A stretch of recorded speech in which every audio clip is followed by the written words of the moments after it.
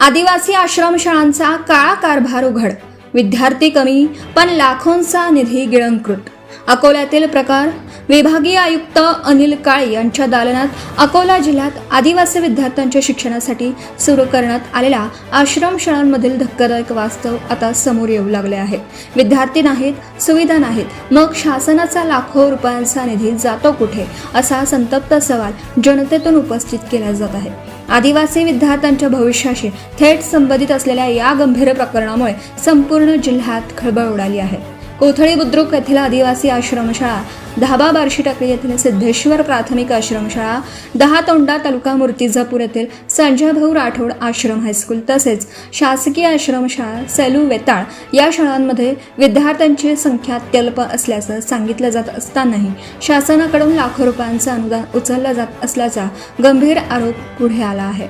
त्यामुळे आश्रमशाळांच्या नावाखाली शासन निधीची अक्षरशः लूट सुरू असल्याची चर्चा जिल्हाभर रंगू लागली आहे. आदिवासी आणि मागासवर्गीय विद्यार्थ्यांना मोफत निवास, पौष्टिक आहार, गणवेश, शैक्षणिक साहित्य, संगणक सुविधा, आरोग्य सेवा, स्वच्छ पाणी, ग्रंथालय आणि गुणवत्तापूर्ण शिक्षण मिळावं यासाठी शासन दरवर्षी कोट्यावधी रुपयांचा निधी मंजूर करतं. मात्र प्रत्यक्षात अनेक आश्रमशाळांमध्ये विद्यार्थ्यांना मूलभूत सुविधाही मिळत नसल्याचं वास्तव समोर येत आहे. काही ठिकाणी वर्गखोल्या ओस पडलेल्या आहेत. वसतिगृहांची अवस्था अत्यंत दयनीय असल्याच्या तक्रारी आहेत. विद्यार्थ्यांना निकृष्ट दर्जाचा आहार दिला जात असल्याचा आरोप आहे. तर अनेक ठिकाणी शिक्षकांची कमतरता आणि स्वच्छतेचा पूर्ण अभाव असल्याचंही स्थानिक नागरिकांचं म्हणणं आहे.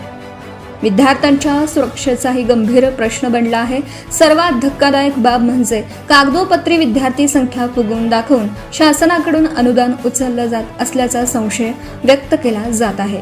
त्यामुळे या संपूर्ण प्रकरणात काही संस्थाचालक आणि संबंधित विभागातील अधिकाऱ्यांचे संगनमत असल्याचा गंभीर आरोप नागरिक आणि सामाजिक कार्यकर्त्यांकडून होत आहे. आदिवासी विद्यार्थ्यांच्या शिक्षणाच्या नावाखाली भ्रष्टाचाराचे कुरण तयार करण्यात आले आहे का, असा सवाल आता उपस्थित केला जात आहे. आरटीआय कार्यकर्ते हर्षल संजय अजमेरे यांनी या प्रकरणात गंभीर भ्रष्टाचार झाल्याचा आरोप करत आदिवासी प्रकल्प अधिकाऱ्यांकडे तातडीने चौकशीची मागणी केली आहे. ज्या शाळांमध्ये प्रत्यक्ष विद्यार्थीच नाहीत त्या शाळांच्या नावावर लाखो रुपयांचा निधी कसा खर्च होतो, शासनाची दिशाभूल करून आदिवासी विद्यार्थ्यांच्या भवितव्याशी खेळ करणाऱ्यांना पाठीशी घालणारे नेमके कोण, असा संतप्त सवाल त्यांनी उपस्थित केला. दरम्यान अकोल्यातील आदिवासी आश्रमशाळांबाबतच्या विविध तक्रारी विभागीय आयुक्त अनिल काळे आणि उषा त्रिपाठी यांच्या दालनात पोहोचल्याची माहिती समोर येत असून या प्रकरणात लवकरच मोठी कार्यवाही होण्याचे संकेत मिळत आहेत.